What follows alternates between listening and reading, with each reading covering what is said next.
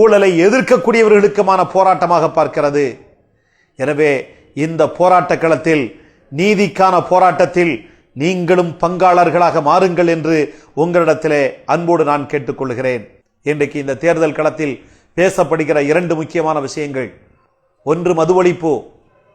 மது ஒழிப்பை பொறுத்த வரைக்கும் எஸ்டிபிஐ கட்சி துவங்கிய 2009 முதல், கட்சி துவங்கியது முதல் இன்றைக்கு வரைக்கும் மது ஒழிப்புக்கான போராட்ட களத்தில், தமிழகத்தில் பூரண மதுவிலக்கை அமுல்படுத்த வேண்டும் என்கிற அந்த கோரிக்கைக்கான அந்த களங்களில் எஸ்டிபிஐ கட்சி தன்னகரில்லாத ஒரு தனி இடத்தை பெற்றிருக்கிறது.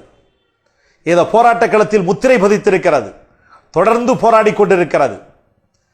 எனவே எஸ்டிபிஐ கட்சி இந்த கோரிக்கையை மேலும் வலுவாக மக்கள் மன்றத்திலே, சட்டமன்றத்திலே பதிவு செய்வதற்கு ஒரு வாய்ப்பை ஏற்படுத்தி கொடுங்கள் என்று உங்களிடத்திலே நான் கேட்டுக்கொள்கிறேன்.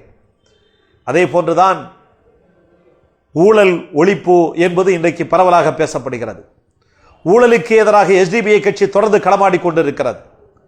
நாங்கள் ஆட்சிக்கு வந்தால், எங்களுக்கு நீங்கள் வாய்ப்பளித்தால் லோக் ஆயுக்தா சட்டத்தை தமிழகத்தில் நிறைவேற்றுவோம் என்று இன்றைக்கு பல அரசியல் கட்சிகள் பேசுகிறார்கள். ஆனால் தமிழகத்தில் எந்த அரசியல் கட்சிகளும் லோக் ஆயுக்தாவை பற்றி பேசுவதற்கு முன்பே 2009 இருந்து எஸ்டிபிஐ கட்சி தமிழகத்தில் லோக் ஆயுக்தாவை அமுல்படுத்த வேண்டும், லோக் ஆயுக்தா நீதிமன்றத்தை தமிழகத்திலே கொண்டு வர வேண்டும் என்கிற கோரிக்கையை வலியுறுத்தி தமிழகம் முழுவதும் போராட்ட களங்களை எஸ்டிபிஐ கட்சி ஏற்படுத்தி இருக்கிறது, நடத்தி இருக்கிறது.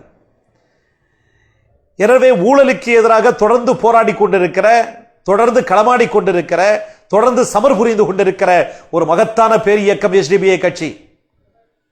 எனவே இந்த ஊழலுக்கு எதிரான முழக்கம், ஊழலுக்கு எதிரான இந்த போராட்டம் மேலும் வீரியமாக அது நடைபெற வேண்டும் என்று சொன்னால், சட்டமன்றத்திலும் ஊழலுக்கு எதிரான குரல் ஓங்கி ஒலிக்கப்பட வேண்டும் என்று சொன்னால், நீங்கள் எஸ்டிபிஐ கட்சியினுடைய வேட்பாளர்களுக்கு நீங்கள் வாக்களியுங்கள், அவர்களை வெற்றி பெற செய்யுங்கள். சட்டமன்றத்திலே ஊழலுக்கு எதிராக தொடர்ந்து களமாடுவதற்கு, போராடுவதற்கு ஒரு வாய்ப்பை தாருங்கள் என்று உங்களிடத்திலே அன்போடும் பணிவோடும் நான் கேட்டுக்கொள்கிறேன். எஸ்டிபிஐ கட்சி 30 இடங்களில் போட்டியிடுகிறது.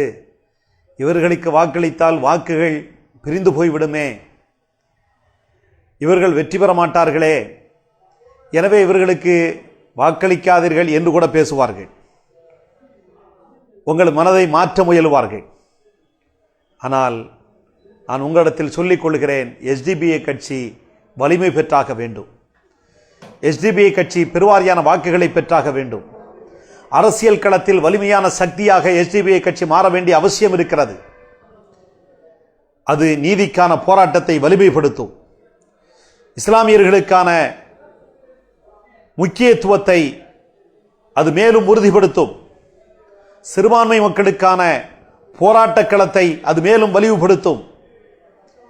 எனவே எஸ்டிபிஐ கட்சி வலிமை பெற வேண்டும் என்று சொன்னால் தேர்தல் களத்தை சந்திப்பது தவிர்க்கவியலாதது, தேர்தல் களத்தில் போட்டியிடுவது தவிர்க்கவியலாதது.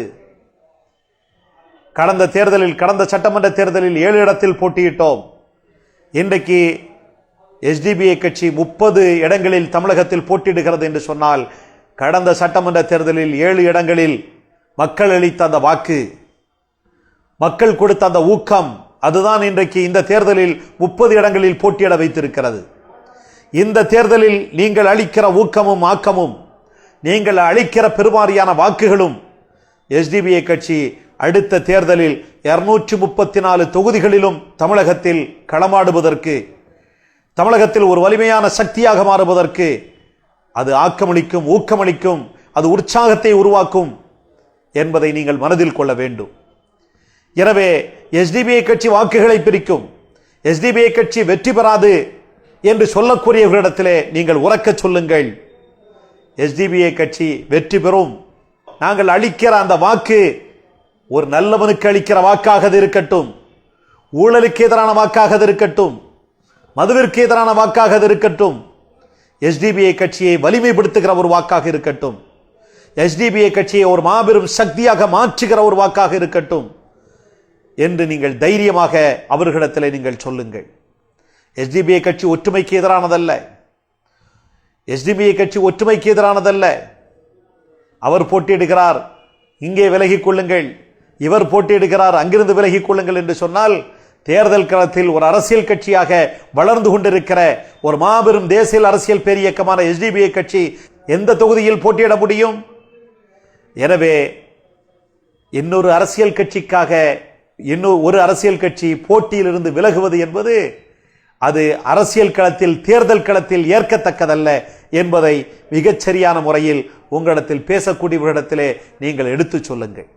அன்பிற்குரிய பெருமக்களே, மீண்டும் உங்களிடத்திலே அன்போடும் பணிவோடும் நான் கேட்டுக்கொள்வதெல்லாம், SDPI கட்சியினுடைய வேட்பாளர்கள் தமிழகத்தில் 30 தொகுதிகளிலும் பாண்டிச்சேரியில் 3 தொகுதிகளிலும் களமாடுகிறார்கள், போட்டியிடுகிறார்கள்.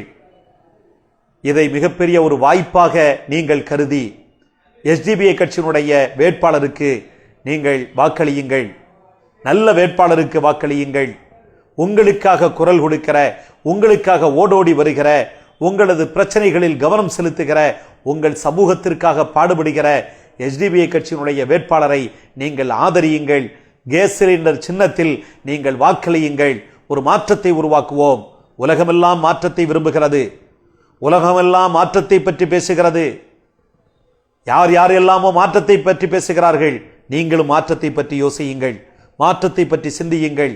மாற்றத்திற்காக வாக்களிப்போம். மாற்றத்திற்கான ஒரே சக்தி அது social democratic party of India, SDPI கட்சி என்று நீங்களும் உரக்க முழங்குங்கள். நாமும் உரக்க முழங்குவோம்.